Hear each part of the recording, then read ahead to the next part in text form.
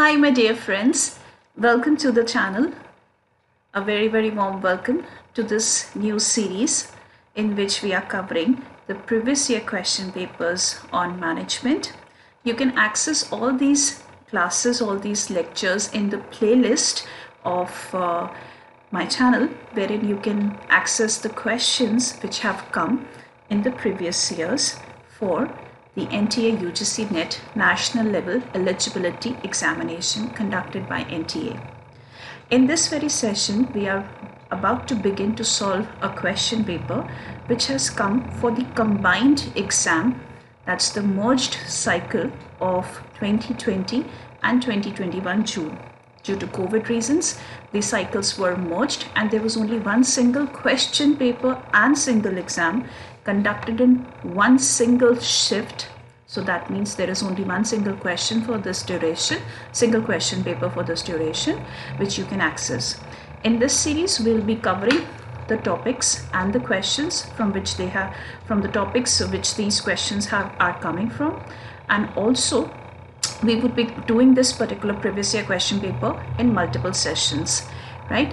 And also I would like you to know that you can access 10-year previous year question papers, all the 10 years question papers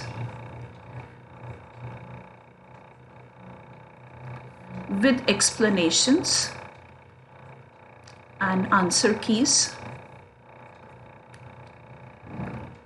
on the Unacademy Plus platform under the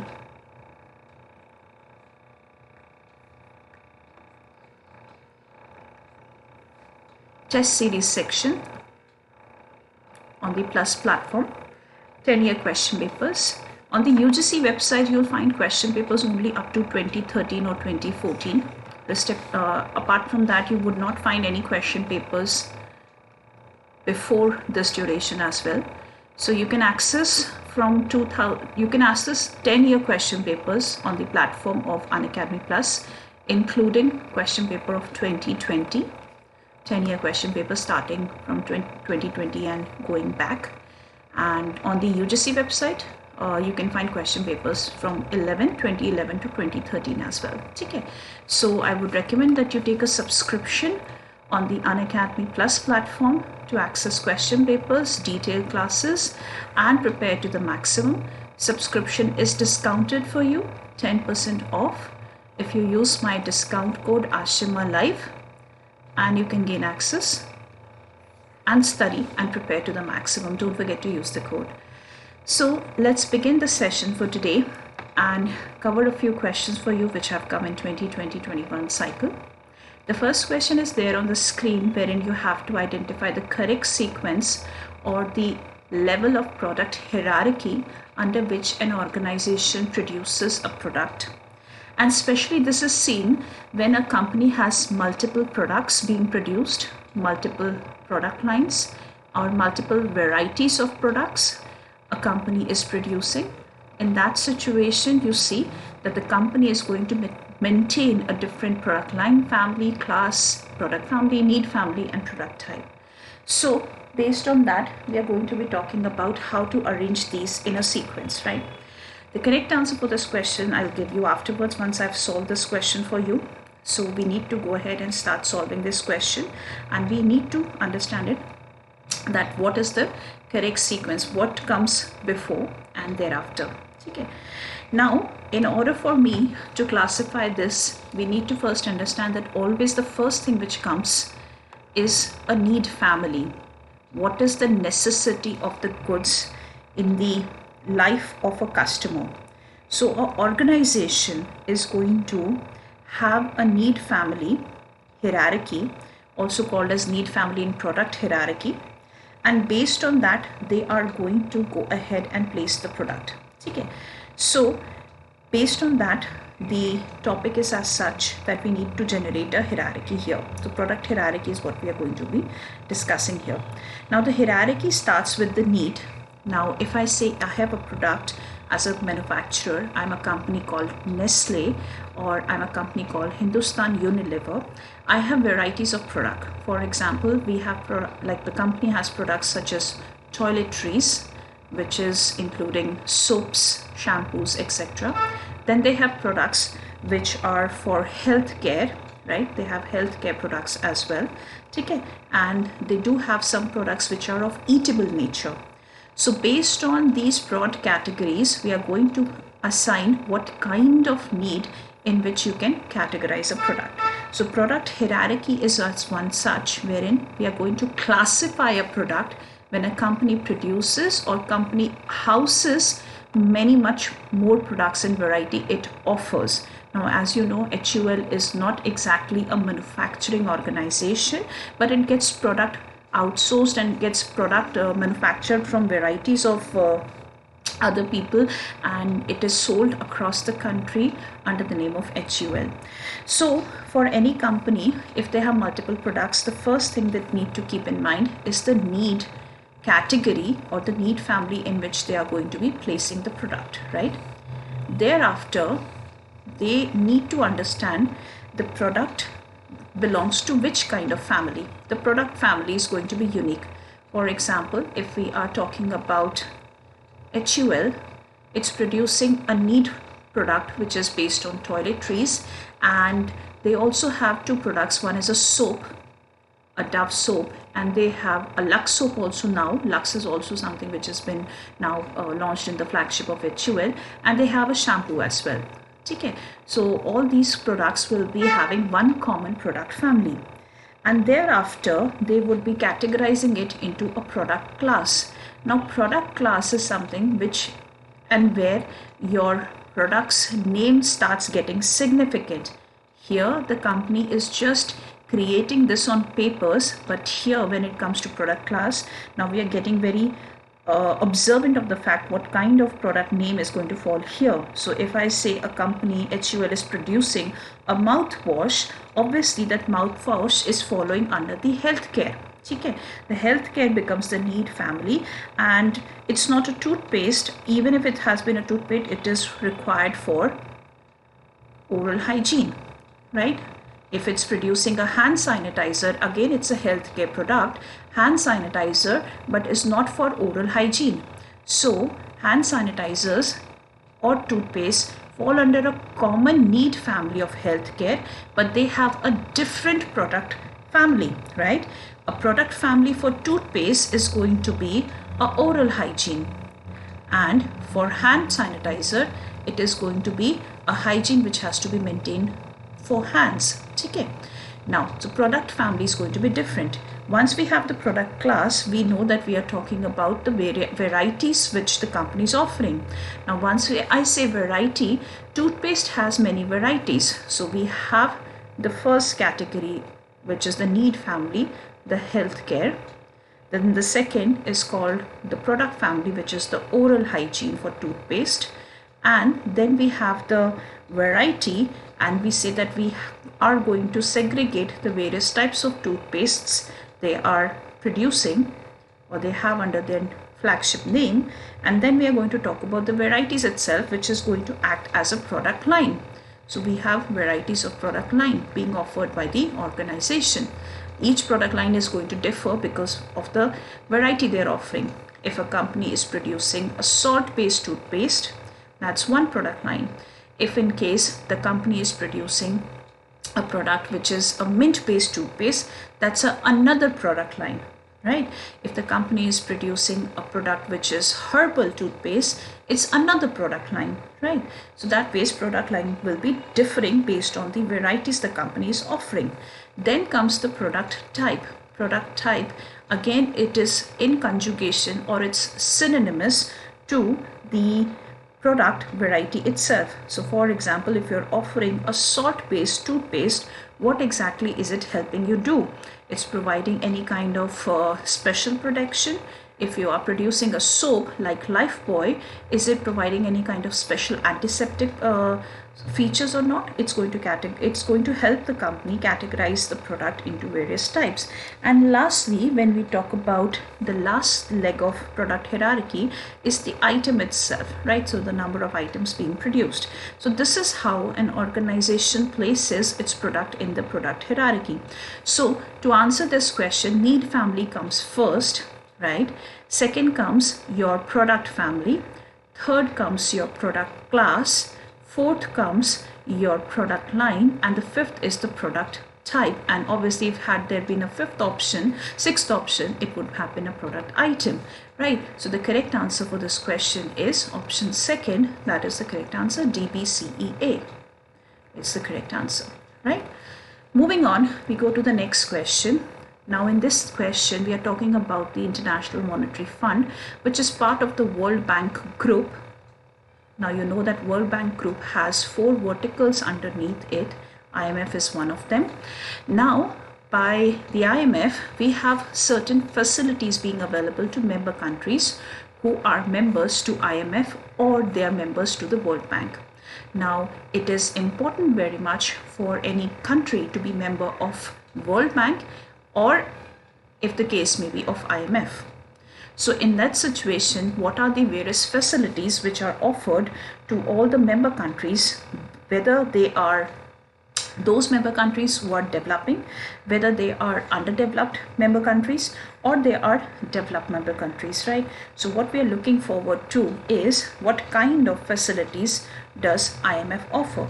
Now before that, we need to understand what exactly is the role of IMF. So IMF, being part of the World Bank Group, is making sure that there is a dispersal of funds conducted by the World Bank on behalf of World Bank, and the idea is to reduce poverty and to increase the flow of money to those countries wherein there is shortage of capital and abundance of skilled labor available, so that they can work and produce goods and the economy of that country can grow.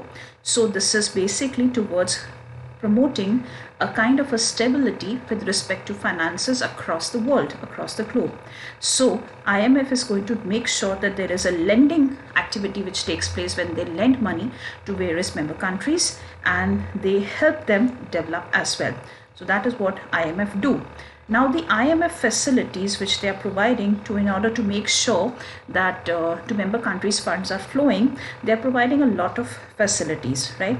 So let's talk about these facilities one by one and understand what kind of facilities are they offering, right? When we talk about the extended credit facility,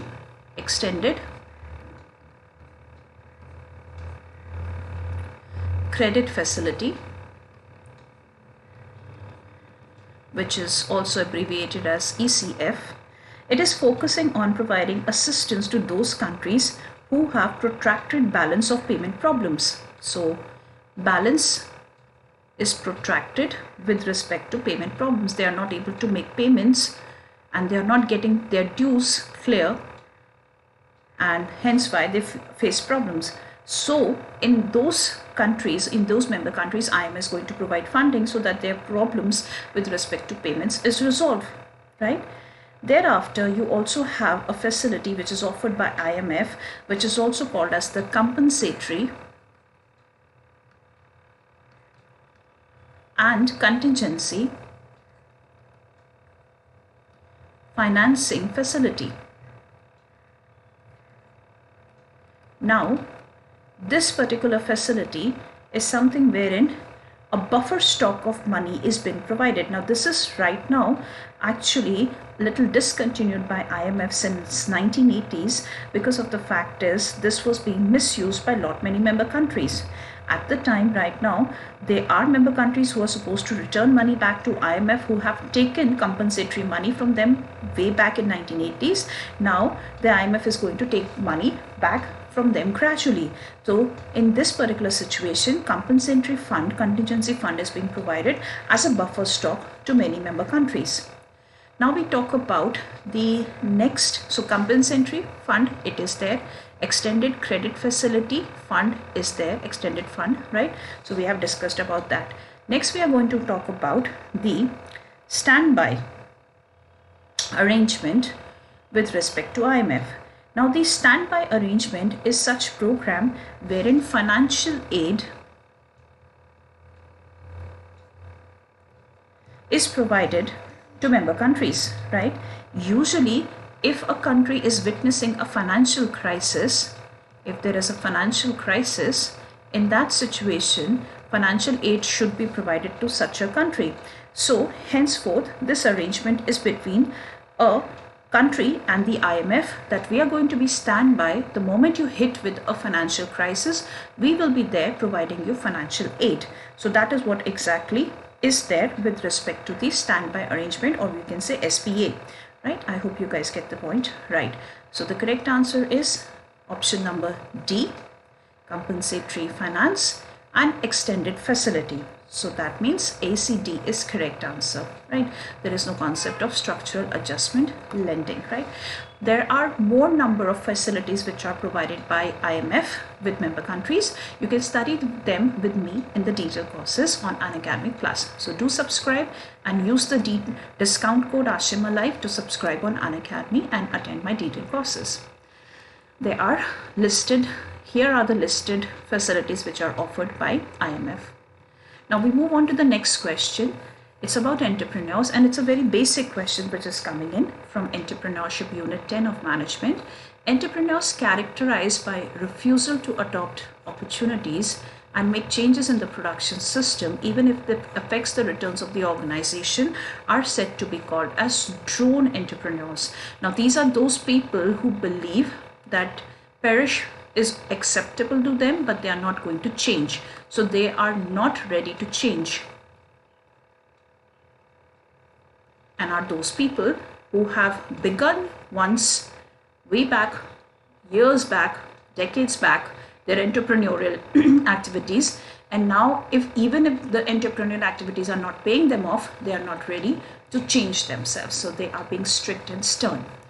We move on to the next question. This question is matching organizations with respect to what exactly is the organization has an objective or a term with which they are associated. So let's go ahead and let's talk about this very question.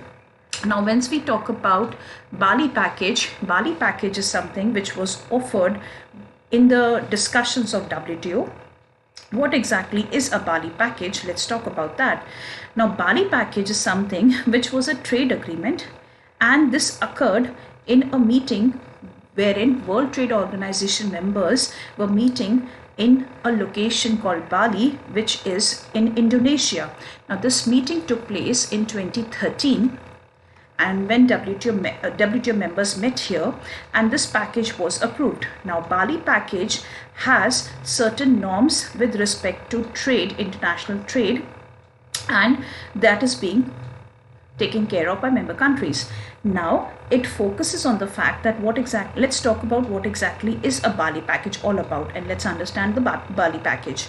Now, Bali package is focusing on the fact that all the member countries who are members to the WTO are going to make sure that they are going to reduce their global trade barriers and reach through WTO if in case they find any member countries having any kind of trade barriers. So henceforth, reduction of trade barriers was initiated by WTO member countries during the Bali meeting, which took place in 2013. So the correct answer for option number A is option number 4, right? We move on to next option, which is option number B, to assist developing countries in the area of trade and capital. Now here the correct answer for this very question is UNCTAD. Let's talk about UNCTAD. Why exactly UNCTAD is there to help promote develop area of trade. Now UNCTAD is making sure that the idea behind is all the member countries who are members of the UNCTAD, they have to make sure that development happens with respect to international trade. So UNCTAD, since its inception in 1964, is making sure that international trade is promoted. So trade and development promotion is what exactly is the objective behind UNCTAD, right? Moving on, we are going to talk about the next topic, which is for option number C, and the correct answer to is IMF. Now, when we say international monetary cooperation among member countries, that is done through World Bank's one of the verticals called IMF, right? Option number D has the correct answer, which is left out, which is World Bank itself. It provides loans for building capital infrastructure of a country. Now, if we say capital infrastructure of a country, that means we are talking about huge amounts of loan dispersals and those loan amounts which have huge time frames as well. So in case if we talk about comparing IMF loan accounts with that of World Bank loan accounts, the amount size of World Bank loan is definitely going to be larger as compared to IMF, and IMF is also offering various ways and mechanisms how they're going to provide money to member countries. So correct answer to this question is option number 3. Moving on, next question, it is believed that employees' attitude influence their perception of work, but the employees' experience at work may also modify or shape their attitude. What kind of an approach are we talking about here? The correct answer to this approach question is the interactional approach. Why? The reason here is that we are talking about the attitude of a person which is going to influence their thought process with respect to the work they are performing. If they think that their work is very good, they would be feeling very highly of their work. If they think that their work is not that good enough, they would be not telling about the other people, not boasting around what kind of work they do. So their experience at work with respect to how they do it, with respect to what their perception on the workplace is, and also with respect to the job they are performing, if there is any case, in case they witness any kind of understanding with respect to their work, they think highly of it or they think it's very derogatory, their interaction takes place in what they perceive and what they understand. So what they perceive and what they understand, this kind of interaction takes place in their thought process and what they have just seen in their workplace while they were doing job, and about their job what they have perceived. So there is an interaction which takes place in their perception and their thought process, their attitude, the way they are going to process the things which they see pertaining to their job, and then there is an interaction which is taking place between their thought and their understanding and their what just they have seen, right? So that's said and done, and this would be all from my side for this session. Rest of the questions will be following. This is a long series which I will be completing with you in days to come. So don't forget to tune in live to this particular series, and also do take a subscription on Unacademy using the discount code Ashima Live. Access 10-year question papers on the Unacademy Plus platform in the test series segment. And that'll be all from my side. Don't forget to like, share and subscribe and tune into my detailed courses. Take care. Bye everyone. And for the June 2022